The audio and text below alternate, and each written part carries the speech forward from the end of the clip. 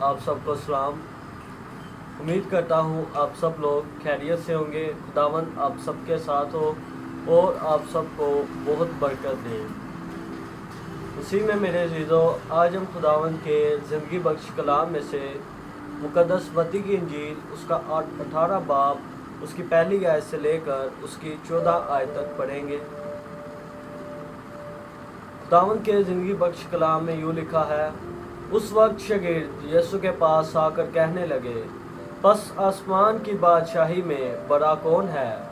उसने एक बच्चे को पास बुलाकर उसे उनके बीच में खड़ा किया और कहा, मैं तुमसे सच कहता हूँ कि अगर तुम ना फिरो और बच्चों की मानिंद ना बनो तो आसमान की बादशाही में हरगिज़ दाखिल ना होगे। बस जो कोई अपने आप को इस बच्चे की मानिंद छोटा बनाएगा वही आसमान की बादशाही में बड़ा होगा, और जो कोई ऐसे बच्चे को मेरे नाम पर कबूल करता है वो मुझे कबूल करता है।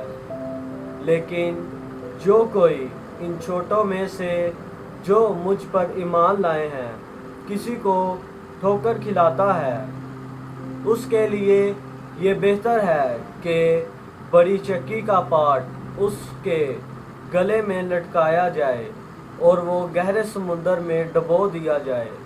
ठोकरों के सबब से दुनिया पर अफसोस है, क्योंकि ठोकरों का लगना ज़रूर है, लेकिन उस आदमी पर अफसोस है जिसके बाइस से ठोकर लगे। बस अगर तेरा हाथ या तेरा पाँव तुझे ठोकर खिलाए तो उसे काट कर अपने पास से फेंक दे।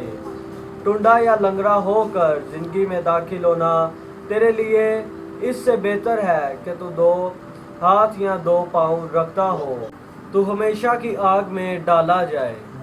और अगर तेरी आँख तुझे ठोकर खिलाए तो उसे निकाल कर अपने पास से फेंक दे।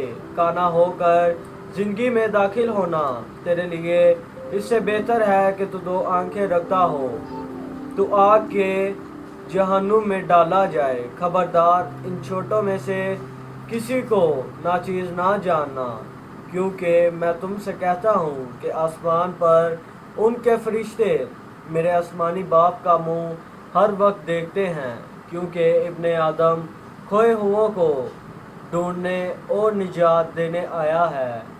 तुम क्या समझते हो, अगर किसी आदमी की 100 भेड़ें हों और उनमें से एक भटक जाए तो क्या वो 99 को छोड़कर और पहाड़ों पर जाकर उस भटकी हुई को ना ढूंढेगा? और अगर ऐसा हो कि